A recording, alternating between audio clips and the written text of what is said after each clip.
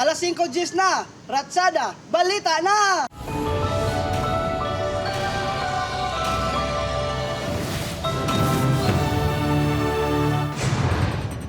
Tutukan subong nga Biyernes. Pila ka balay sa Iloilo City ginsulod sang baha bangod sang sige-sige nga ulan halin kagabi. Samtang 3 ka banwa sa Antique kag pila ka lugar sa Guimaras ginbahaman. Board member Andrew Montelibano ginpasakaan sang reklamo sa ombudsman sang PRO-NIR angot sa isabong. Hinuptanan nga ido pilason matapos ginapatihan ginlabo sa Leon, Iloilo. 78 anyos nga lalaki na lumos samtang nagatabok sa suba sa Mina, Iloilo. Mga transport kag progresibo nga grupo sa Bacolod City magapatigayon sang kontra-sona rally sa Lunes.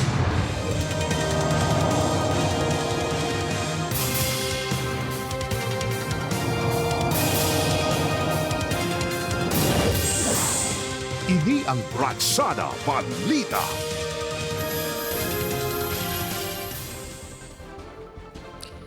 Mayong hapon mga kapuso, mayong hapon Adrian.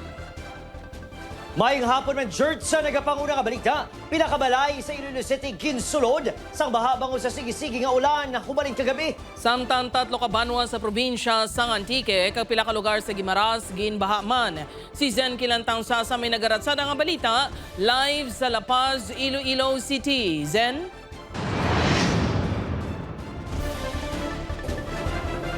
Jert Adrian, bangod sang malawig nga pagbubo sang ulan, madamo nga mga pumuluyo diri sa Iloilo City kag Antique ang naapektuhan.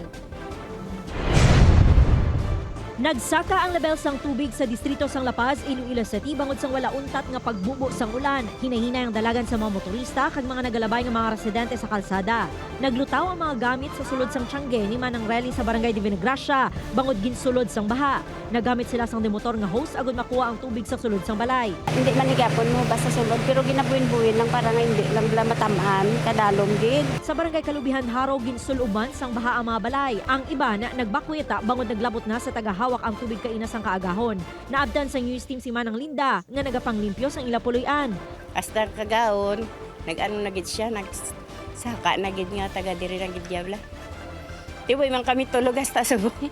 Wala tulog-tulog ah. Ginabantay naman kay ang higko bala ginasunod namon. Sa datos ng Iloilo City Disaster Risk Reduction and Management Office, 30 ka barangay ang naapektuhan sang baha.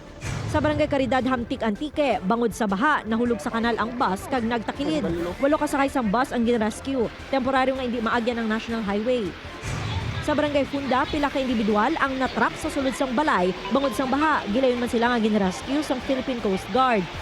Sa Barangay Odyong Sibalom, ginsulob sang baha ang pila ka balay. Nagtinirang pumuloy sa Odyong Elementary School matapos magbakwit.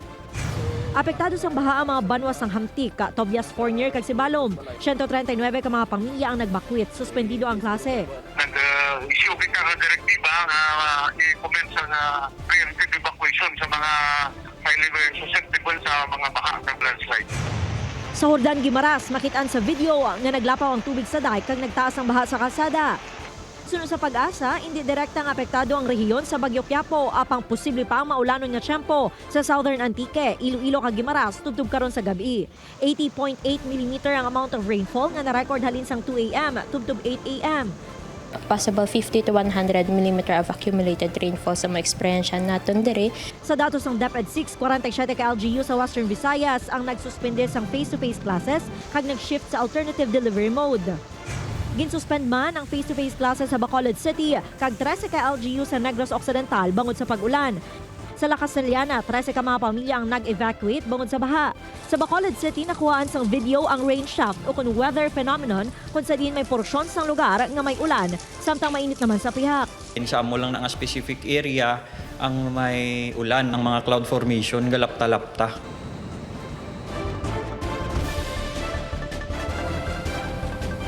Jert, sa latest information sang PDRRMO Antique, mahimo nang maagyan sa mga motorista ang National Highway sa Banwa sang Hamtik matapos nga mag-subside ang tubig baha. Jert? Madamo gin nga salamat sa update, Zen Kilantang Sasa.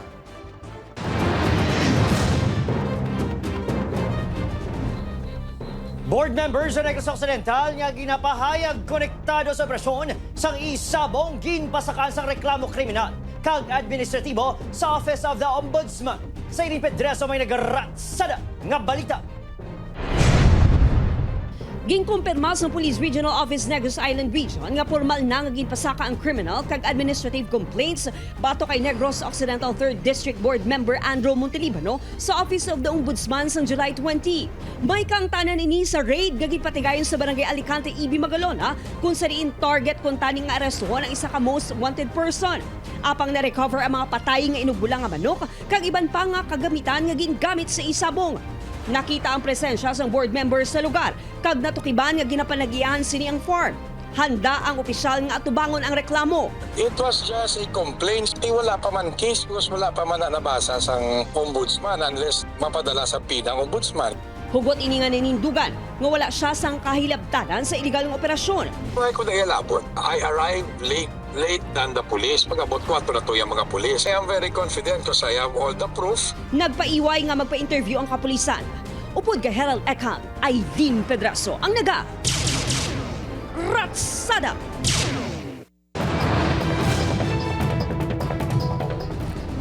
Mga kapuso, hinuptanan nga ido sa Leon, Iloilo, Pilason matapos ginapatihan nga ginlabo. Si Kim Salinas may nagaratsada nga balita, exclusive. Husto na lang magkiang-kiang. Samta nagadugo ang nawala nga TL sa ining ido. Ginatawagan ni Gideon. Hinuptanan ni Stacy sang sitio Agtong, Barangay Bugalion, Iloilo. Suno kay Stacy, agap sila naghalin sa ilawalay sa Miyerkules agad mag-duty. Nagpauma naman ang iamay. Sang nagbalik na sila sang gabi, nakita na lang nga dugoon na si Gideon. Una ginpatihan nga ginupas ng inisang iba niya ito. Apang sa nakita ang pilas, dako ang ilapagpati nga ginlabo ini. Posible ko no, nga nakagwa si Gideon bangod dalipatan nga sirada ng gate sang balay. Apang suno kay Stacy, hindi man baris, kundi mabuot nga ito si Gideon.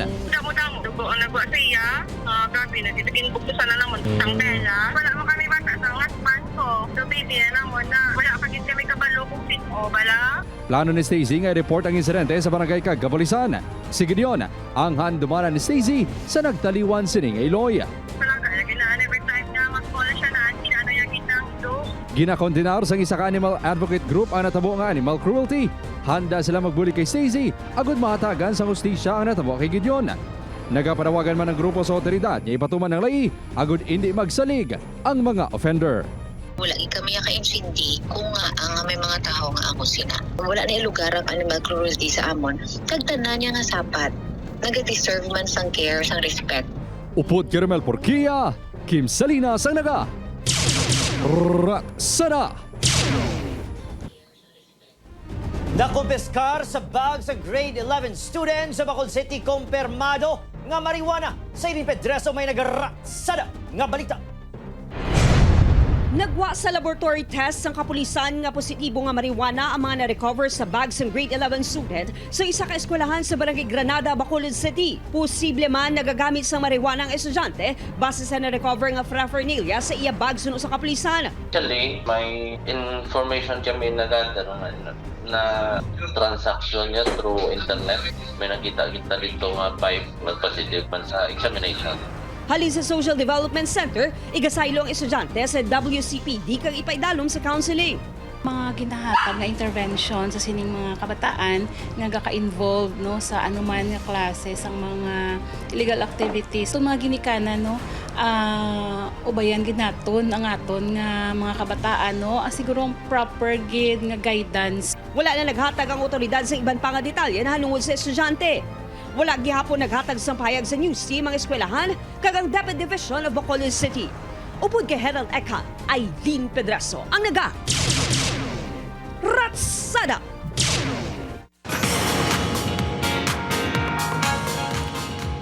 Mga kapuso, sa bagong episode sang Magpakailanman, mas kilalahon ta pa si Sugar Mercado. Ano bala ang iya inagyan antes ng sikat nga TV personality. Lantawon ta mga pamaagi ni Sugar para ipakigbato ang iya pamilya kag kung paano siya nagpakabakod sa piyak sang pagluib sa iya bana. Buwas na ina sa Magpakailanman, 8:15 p.m. sa GMA. Bantayan. Mga transport kag progresibo nga grupo sa Bacolod City magapatigayon sang kontra-sona rally sa Lunes. Tutukan sa pagbalik sang Ratsada Balita.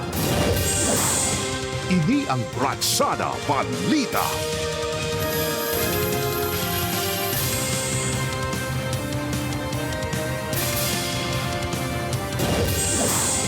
Ini ang Ratsada Balita.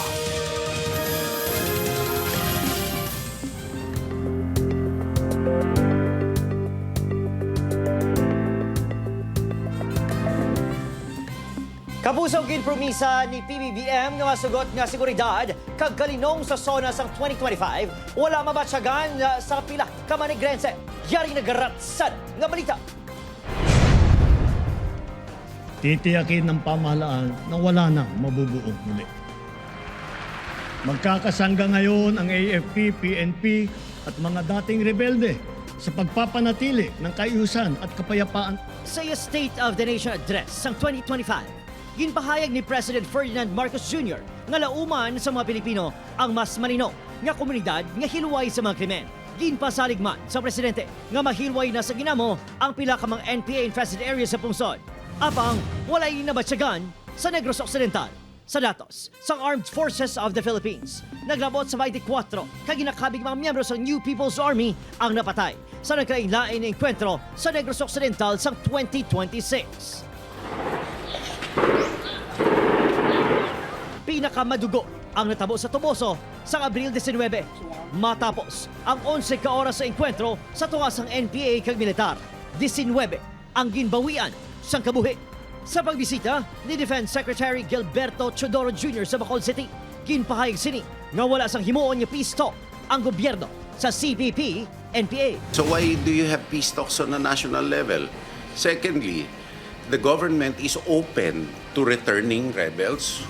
Hindi lang mga enkwentro ang makabig nga pamahog sa seguridad sa manigrense, kundi ang ginapahayag extrajudicial killings. Ay padayon nga ginaipit ang aton mga komunidad sa kaumahan sang wala untat nga militarisasyon. Wala sang kalinong sa Negros. Kalabanan sa mga biktima, mga mangunguma kag obrero sang katubuhan. Actually, para sa amon nga mga mangunguma, lider mangunguma, wala kami makabatsag sa gitawag nga peace. Samtang nagahulat kung saan matupa ang ginpromesa nga kalinong. Nagapangabuhi ang pila ka mga negrense nga may kahadlok nga anuman nga oras may magluntad nga ginamo. Ang ako mga kabataan nga hadlok na. Kay nakakita ala sa army, basi kuno dakon ko sa army. Mangunguma lang na sila, pangabuhi lang sila sa insakto. Hindi kay tanan dudahan nila NPA. Opoy, Kirill Gasilio, Adrian Prieto sang naga. Ratsada! Sa iban pang balita, 78 anyos nga lalaki na lumos sa Mina, Iloilo. Samtang 86 anyos nga babae na rescue matapos mahulog sa sapa sa Leon sang malapit 24 oras. Si Julius Bilacaol may nagaratsada nga balita. Mga isa ka oras nga ginpangita antes na sapuan ang lawas ng 78 anyos nga si alias Inyong. Base sa investigasyon sa kapulisan, mga alas 7:30 kay inasang aga, nagtabok ini sa suba sa barangay Tularukan, Mina, Iloilo. Magapadulong kontani ini sa iyapayag sa barangay Abat. Apang bangod medyo mabaskog ang daludos ang tubig, ginapatihan nga nadulaan ini sang balanse. Mga alas 8:40 nakitaan nga nasampay ang lawas ini, mga 10 metros ang distansya kung sa diin ini nalumos. Gindala pa ini sa ospital apang gindeklarar nga dead on arrival. Ang sitwasyon sa out of balance siya sa tumpak. Halos isa man kaadlaw nga namising ang 86 anyos nga si alias Fortunata antes ini nakitaan. Base sa impormasyon nga ginpalabot sa LDRRMO Leon, mga alas 10 Miyerkules ang aga sa nagbiya ini sa Ilabalay sa barangay Talakuan, Leon, Iloilo. May dala kuno ini nga binangon para magpangahoy. Apang wala na makapauli, gani gin-report sang ihimata sa barangay. Lipod sa Ilihibalo, nahulog gali ini sa sapa. Mga alas 8 kahapon sang aga, ini nakitaan sang isa ka residente.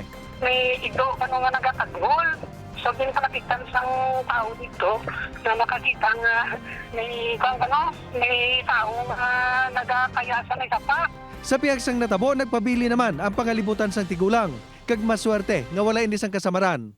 Apisar na ginulan, wala man ini nalabot sang tubig. Gilayon ini nga gindala sa ospital para maobserbahan.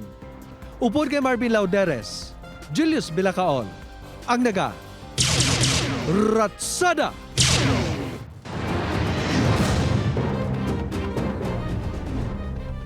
Nakuha naman sa CCTV ang pagpangawat sa dua ka lalaki sa inugbalang nga manok sa kilis ang dalan sa barangay Estefania, Bacolod City. Makita nga madasig gigikuha sa dua ka lalaking manok kaging karga sa motorsiklo. Masako kunong tag-iya rason nga wala na talupangdan ang pagkawat sa iya manok.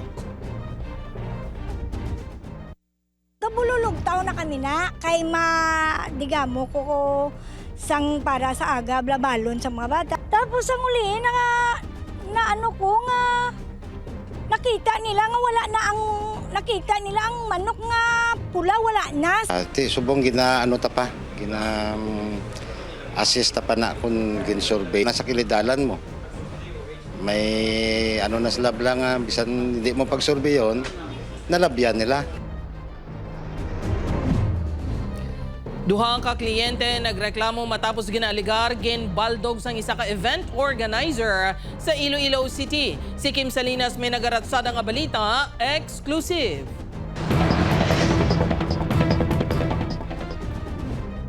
Manginisa ka memorable nga event.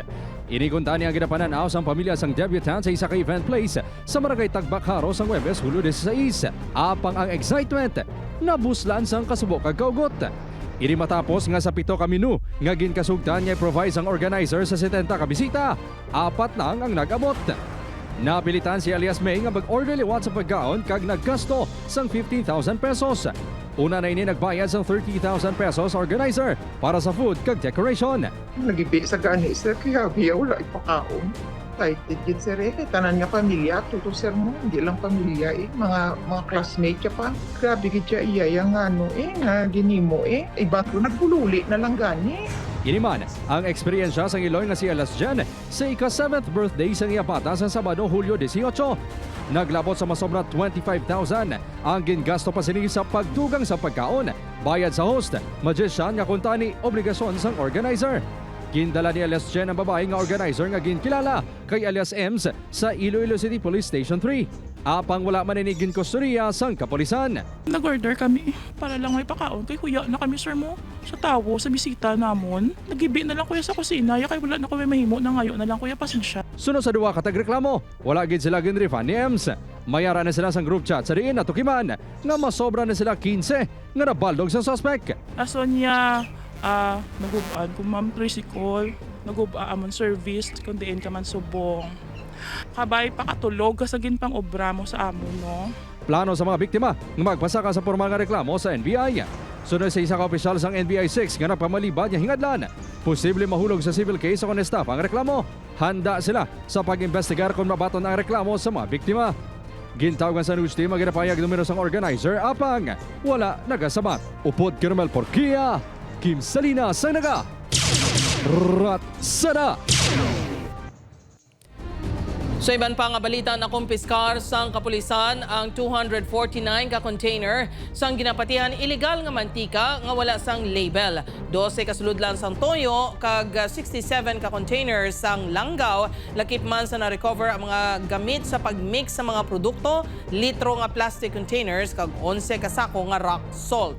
Ginserbihan sa search warrant si alias Eli, 44 anyos ang barangay Bondulan, San Dionisio, Iloilo. Napastawan ng suspect nga magpresenta sang license to operate kag certificate of product registration nga gina-issue sang Food and Drug Administration.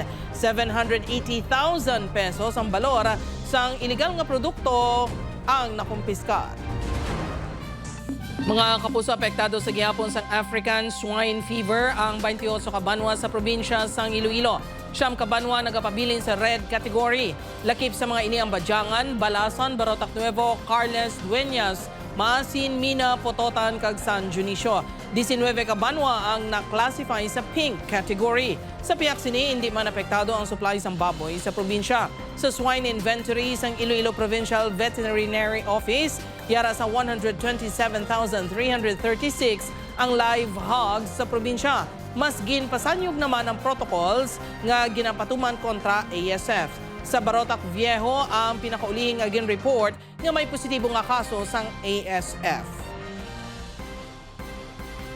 Tapos nakita sa regime na kung magsaka ang ASF, kung may ara kita, ma-lockdown na kita, yes, ito dapat na, hindi na po sa una.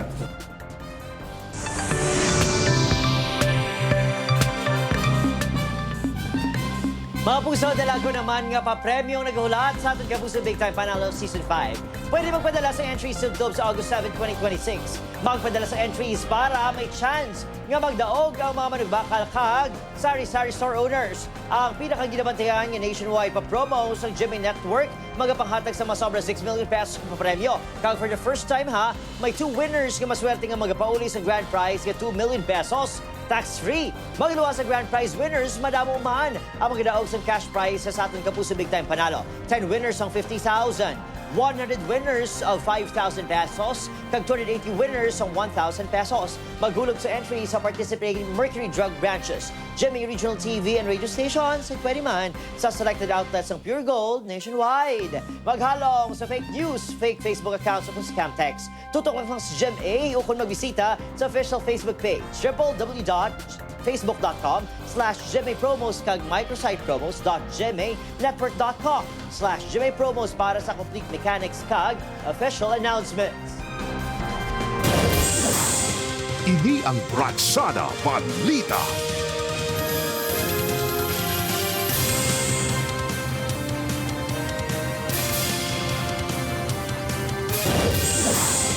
Ini ang Bratsada Balita.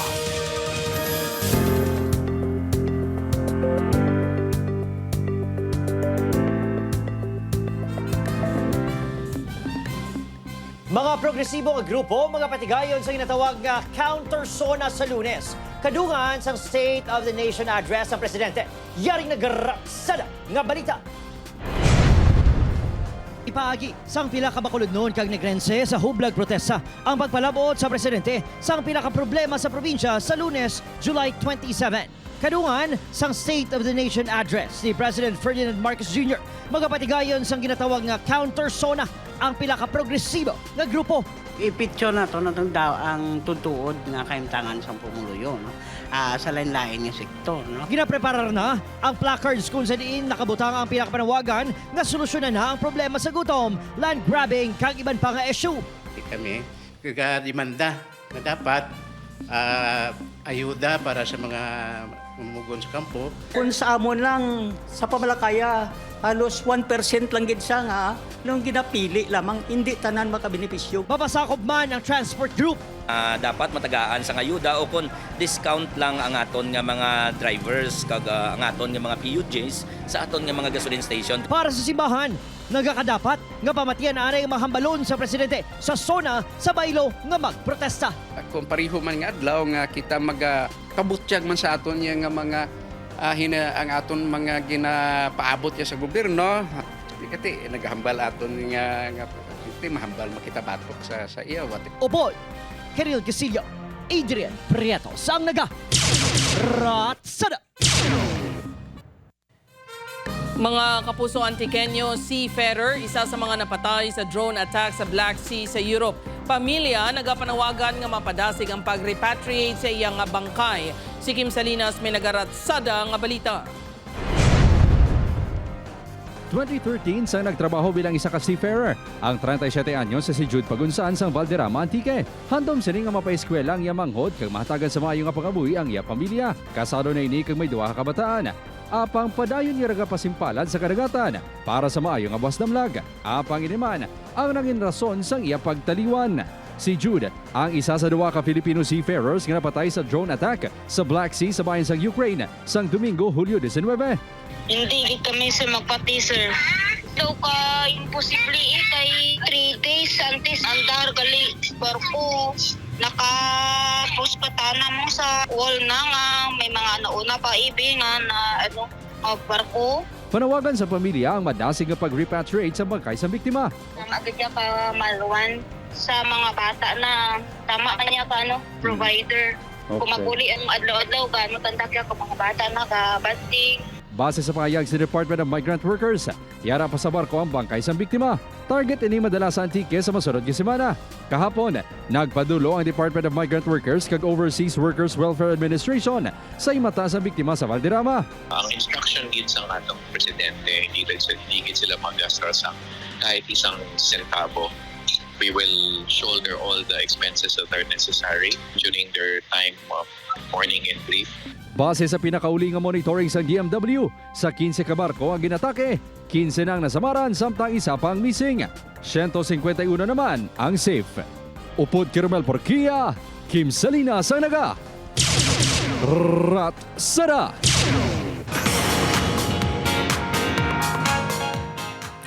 Mga kapuso, yari na mga balantayan sa The Master Cutter. Masarangan pa bala ni Ibyang magpaumo sa kontrabida nga si Janine. Ano ang ila matukiban sa pagsulo sa secret room sang Master Cutter? Bantayan ang ina nga mga eksena karon sa GMA Prime 8 p.m. pagkatapos ng 24 oras. Samtang may bago nga kaso nga uyatan ng Task Force Firewall. Matagayon bala nga madakpan ang sa likod sang school attack. Bantayan ang dugang mga eksena 8:50 p.m. sa GMA Prime.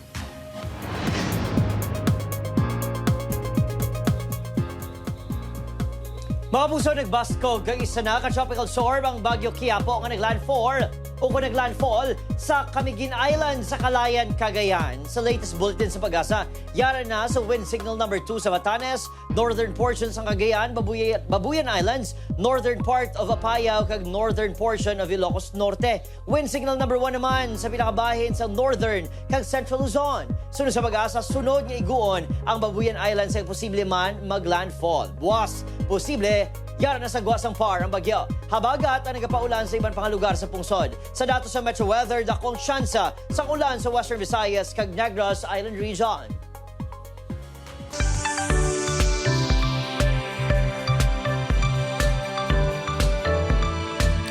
Mga kapusong matanaw ang episode nga ini kagiban pa nga mga lokal nga balita sa official website ng GMA Regional TV, www.gmaregionaltv.com.